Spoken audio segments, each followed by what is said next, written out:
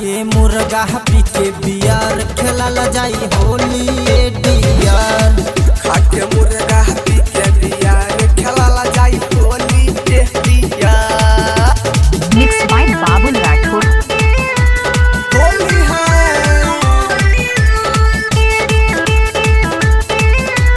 होली है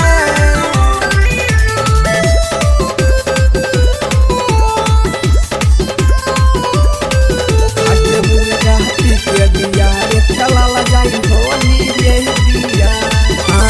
अब से लाल नहीं है मसाला मसाला लहसुन प्याज मरीच काला काला गोईठा नहीं है मनीष देहाती विकास के घरे पोताला विकास के घरे पोताला।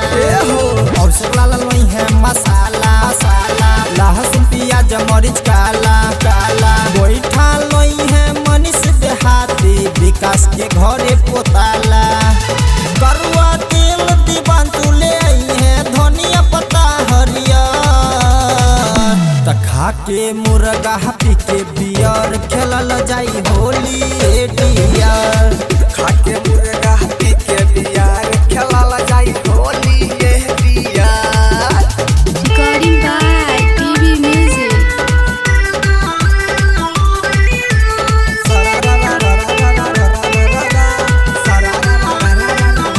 होली है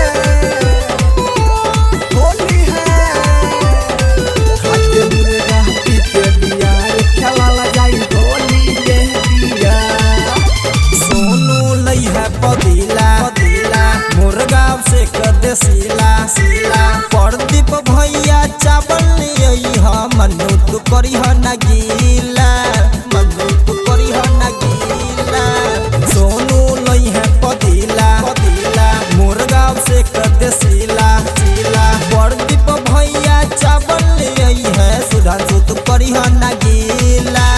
पत्तल गिलास विकास ले आई है दारू पियई है रत भर। त खा के मुर्गा पी के बियर खेलल जाई होली